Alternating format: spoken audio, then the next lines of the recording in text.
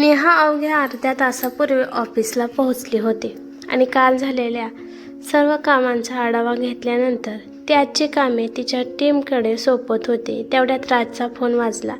तिने फोन उचलला. नेहा, ताबडतोब घरी पोहोच. आई आणि बाबा सामान पॅक करून घरी जायला निघाले आहेत. मी तुला किती वेळा सांगितलं आहे की त्यांचं मन दुखवू नकोस, पण तू आहेस की समजून घ्यायला तयारच नाहीस. तुला माहिती आहे का, ते सांगत आहेत की आता ते इथे परत कधीच येणार नाहीत. नेहा घाबरत घाबरत म्हणाली, सॉरी राज, मी आता लगेच ऑफिसमधून निघते. लवकर ये म्हणत राजने फोन ठेवला. नेहा आता प्रचंड घाबरली होती. तिच्या हृदयाची धडधड वाढली होती. आता घरी गेल्यावर काय काय ऐकावं लागेल हे तिला चांगलंच माहिती होतं. गेल्या 5 वर्षापासून ती असंच सहन करत होती. खरं तर नेहा ही चांगली शिकलेली मुलगी होती. ती तिच्या ऑफिसमध्ये टीम लीडर होती.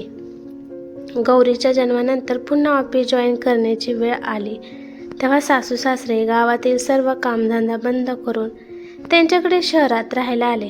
त्यामुळे नेहाला गौरीची काळजी नव्हती. सासू सासऱ्यांना काही काम करावं लागू नये म्हणून ती सगळी कामं आवरून जायची आणि संध्याकाळी आल्यावर सगळी कामं करायची. नेहाच्या सासूबाईंना कामवाली बाई ठेवणं आवडत नव्हतं. त्यामुळे नेहाने त्यांच्या शब्द पाळण्यासाठी कामवाल्या बाईला काढून टाकलं. नेहा एवढं सर्व करूनही राज नेहमी आईवडिलांचे गुणगान गात असायचा आणि नेहाला नेहमी सांगायचा की त्याच्या आईवडिलामुळेच आपलं घर आणि गौरी दोघांचंही चांगलं चालले आहे. नेहाला हे ऐकून खूप वाईट वाटायचं की ती एवढी धावपळ करून देखील तिचं कौतुक कोणाला नाही, पण ती काहीही बोलायची नाही. सासू कोणतेही काम करत नव्हती, पण तिने तिच्या मुलासोबत गोड बोलून त्याला बरोबर मुठ्ठीत घेतलं होतं. नेहाच्या सजवलेल्या घरात सासूबाईंनी पुन्हा तिच्या पद्धतीने बदल केला. नेहा राजच्या बेडरूममध्येही कोणती वस्तू कुठे ठेवायची हे सुद्धा तिनेच ठरवले. सासरे घराचे संपूर्ण बजेट सांभाळतात.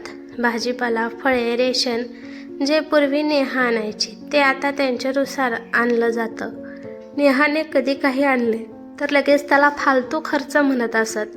सुट्टीच्या दिवशी सगळ्यांना घरी सुट्टी असायची, पण नेहाचे काम दुप्पट असायचे. ती गौरीला वेळ देऊ शकत नव्हती. त्यामुळे गौरीसुद्धा तिच्या जवळ येत नव्हती आणि आजीसुद्धा तिला तिच्यासोबत ठेवायची, जेणेकरून तिला कोणतेही काम करावे लागू नये. एकदा नेहा याबद्दल बोलली असता ही मला माझ्या नातेपासून दूर ठेवत असल्याचे सांगून त्यांनी खूप गोंधळ घातला होता.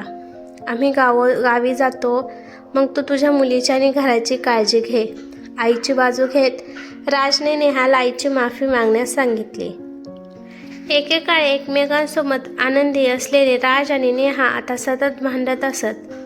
आम्ही इथे राहतोय त्यामुळे हे घर आहे. आम्ही गावी गेल्यावर या घराची गौरीची काळजी कोण घेईल असं बोलून सासू सारखं राजला इमोशनल ब्लॅकमेल करत असते.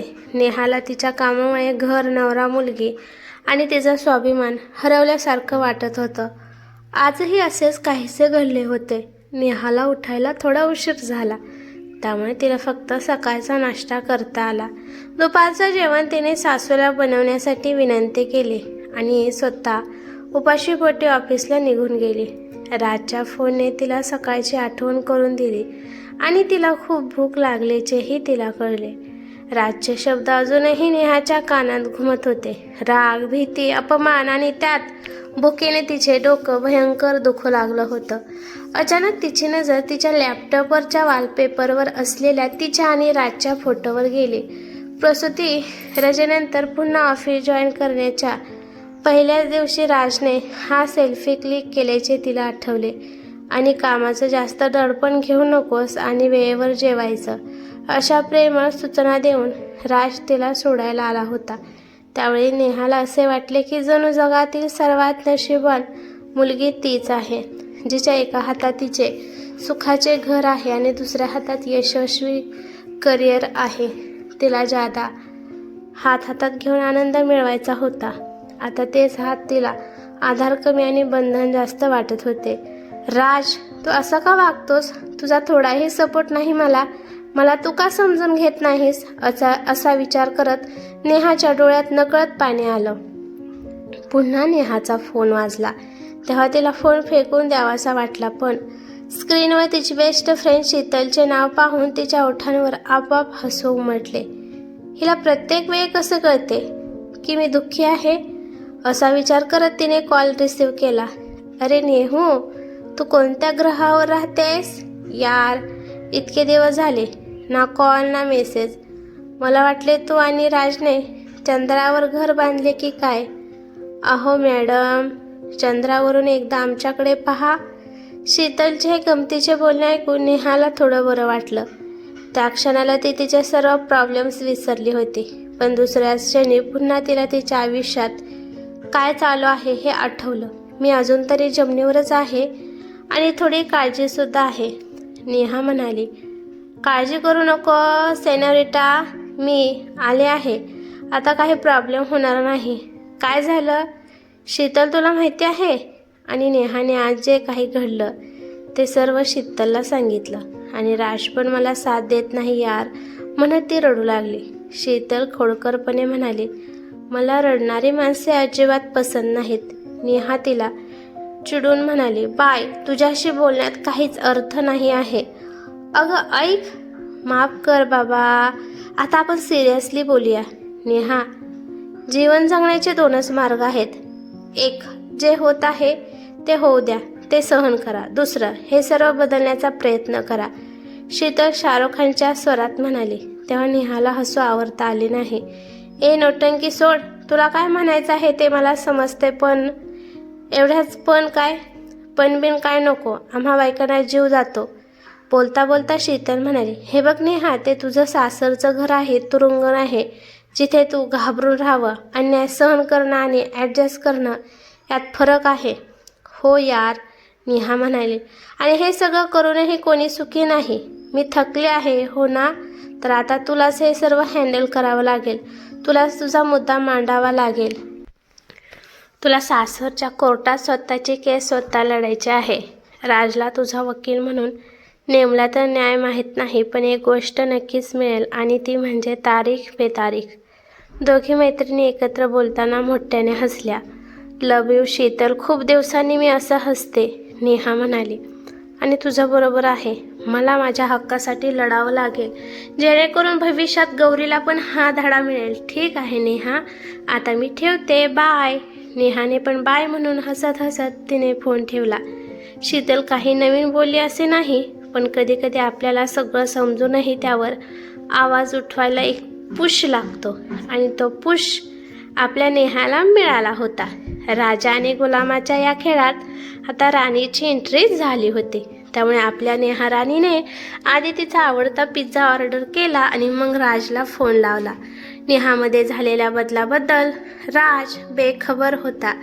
राजने फोन उचलताच म्हणाला, कुठे आहेस अजून? मी कधीपासून तुला फोन करायचा प्रयत्न करत होतो. लवकर ये आणि हे सर्व सॉल्व कर, मला पण कामावर निघायचं आहे. राजचे म्हणणे ऐकून नेहा शांत आवाजात म्हणाली, सॉरी राज, मी आता घरी येऊ शकत नाही. टीमसोबत एक महत्त्वाची मीटिंग आहे. नेहाचा नकार ऐकण्याची सवय नसल्याने राजला राग आला. काय? येऊ शकत नाही? आणि इथे आई बाबा जाण्याचा हट्ट करत आहेत, मी त्यांना कसं थांबवू? ते जातात तर त्यांना जाऊ दे राज, ते मोठे आहेत आणि आपण त्यांच्या प्रत्येक गोष्टीचे पालन केलं पाहिजे, नेहा बिनधास्त बोलली. हे प्रकरण स्वतःवर येताना पाहून राजला क्षणभर धक्काच बसला, पण पुढच्या क्षणी तो ओरडला, काय? त्यांना जाऊ दे? तू शुद्धत आहेस का? आणि गौरी, त्यांच्याशिवाय तू तिला कसं सांभाळणार? तू नाही राज, आपण गौरीला कसं सांभाळायचं? गौरी जेवढी माझी जबाबदारी आहे तितकीच ती तुझीही आहे. आणि आईबाबा गेले तर आज ऑफिसमधून सुट्टी घेऊन ही जबाबदारी तू पार पाड. उद्यापासून काय करायचं ते मी बघेन, नेहा म्हणाली. रागाने चिडलेल्या राजने आता पती हक्काचे ब्रह्मास्त्र काढले. हा मूर्खपणा बंद कर आणि शांतपणे घरी येऊन आईची माफी माग. लास्ट मुव्हमेंटला अशी सुट्टी द्यायला तुझ्या बापाचं ऑफिस आहे का ते? पण आज आपल्या राणीला प्रत्येक वार कसा परत करायचा हे देखील माहीत होते. हो का? मग माझी कंपनी देखील आपले वडील श्री संतोषराव चालवत नाहीत की उठल्या सुटल्या कधीही एका फोनवर मी घरी येऊ शकेन? आणि हो, अजून एक गोष्ट, माझ्याशी त्याच भाषेत बोलायचं ज्या भाषेत तुला स्वतःला ऐकायला आवडतं. नेहाने हे सांगून फोन डिस्कनेक्ट केला. कोणाला इतकंही घाबरू नये की भीती मरून जाईल. आज कुठून तरी ऐकलेली गोष्ट तिला आठवली. पण राजला हे सर्व सांगणारी नेहा स्वतः आजीच्या कुशीत वाढले होते, कारण तिची आई नोकरी करायची. या कारणास्तव मुलांच्या आयुष्यात आजी आजोबांचे महत्त्व तिला चांगले माहीत होते. यामुळेच ते आजपर्यंत गप्प होते. आणि नेहाशी कितीही वैर असले तरी सासूचा जीव तिच्या नातीमध्ये होता. राग शांत झाल्यावर राजला जाणवले की आज तो त्याच संयमी आणि आत्मविश्वासी नेहाचा सामना करत होता, जिचा त्याला 5 वर्षापूर्वी अभिमान वाटत होता. नेहाला आपल्या ताब्यात ठेवण्याची आईची धडपडही तो रोज पाहत होता. पण त्यांना काहीही सांगण्यापेक्षा नेहावर धाक ठेवणे त्याला अधिक सोपे वाटले. या कोंडीत तोही कोणाशी न बोलता कार्यक्रमाला निघून गेला. मुलाची मनस्थिती पाहून सासूलाही सुद्धा तिच्या डोक्यावरून मुकुट सरकताना दिसत होता. कधीकधी आयुष्यात एखादी अवघड गोष्ट करण्यापेक्षा ती करण्याचा निर्णय घेणे जास्त कठीण असते. पण जेव्हा आपण हा टप्पा ओलांडतो तेव्हा त्या अडचणीमध्येही आपल्याला त्यांचे उपाय दिसतात. त्यामुळे नेहानेही असाच प्लॅन बनवला आणि तिच्या मॅनेजरला विनंती केली आणि पुढच्या आठवड्यापासून 2 महिने वर्क फ्रॉम होमची परवानगी घेतली. संध्याकाळी घरी पोचली तेव्हा सगळीकडे शांतता पसरली होती. गौरी खेळायला गेली होती आणि सासू सासरे त्यांच्या खोलीत होते. तिने फ्रेश होऊन सगळ्यांसाठी चहा आणि भजी बनवली. आवडीची भजी पाहून सासऱ्यांनी लगेच भजी घेतली, पण सासूने हात पुढे केला नाही आणि कडक आवाजात म्हणाली, मी राजला सांगितले आहे की सुट्टी घेऊन आम्हाला गावी सोडायला ये. खूप राहिलो इथे. आम्हाला आता 1-2 आठवड्यांसाठी आमच्या गावी जायचे आहे. अरे फक्त 1-2 आठवड्यांसाठी? भजीसोबत घराची शांतताही जाताना पाहून सासऱ्यांनी पुढाकार घ्यायचे ठरवले. पण नेहा त्यांना मध्येच अडवत म्हणाली, नाही पप्पा, आता या म्हातारपणात मला तुम्हाला बळजबरीने इथे ठेवायला आवडणार नाही. माफीऐवजी ही अनपेक्षित गोष्ट ऐकून सासूच्या भुवया उंचावल्या. नेहाने तिच्याकडे पाहिलं आणि म्हणाली, आई, इतकी वर्ष तुम्ही सगळं सांभाळून घेतलं. हा तुमचा मोठेपणा आहे, पण आता माझ्या पण काही जबाबदाऱ्या, माझे पण काही कर्तव्य आहेत आणि ते तुमच्यावर लादून चालणार नाही. ते मलाच पूर्ण करायला पाहिजे आणि म्हणून मी नोकरीचा राजीनामा दिलाय. त्यामुळे तुम्ही काळजी न करता जाऊ शकता. इतक्यात राज पण आला होता. काय? तू राजीनामा दिलास? अचानक झालेल्या या हल्ल्याने सासूही हादरून गेली. हो राज, मला या समस्येवरचा हाच उपाय योग्य वाटला. अजून 2 महिन्यांचा नोटीस पिरियड आहे, पण काळजी करू नकोस. मला वर्क फ्रॉम होम दिलेला आहे. पण आई बाबा, तुम्हाला एक वचन द्यावं लागेल. 1 महिन्याने गौरीचा 3रा वाढदिवस आहे आणि तुम्ही तेव्हा नक्की यायचं आहे. अगदी 1 दिवसासाठी का होईना. चल गौरी बेटा, तयार हो. आजी आजोबांना सोडायला जाऊया. घरी येताच फिरायला जाण्याच्या विचाराने ती लगेच तयार झाली. पण राजचा चेहरा फिका पडला आणि सासूबाई तिला फक्त चक्कर यायचं बाकी राहिलं होतं. पण युद्धात उचललेलं पाऊल थोडीच मागे घेतले जाऊ शकते. सासऱ्यांना समजले की यावेळेस पॅकिंग खरोखरच करावी लागेल. गौरी आणि राजसह सासरे आणि सासू सासऱ्यांना निरोप देताना नेहाचेही मन अश्रूंनी भरून आले. पण कुटुंबातील प्रत्येकाच्या हितासाठी कधी ना कधी प्रत्येक घरातील राणीला असे कठोर निर्णय घ्यावेच लागतात.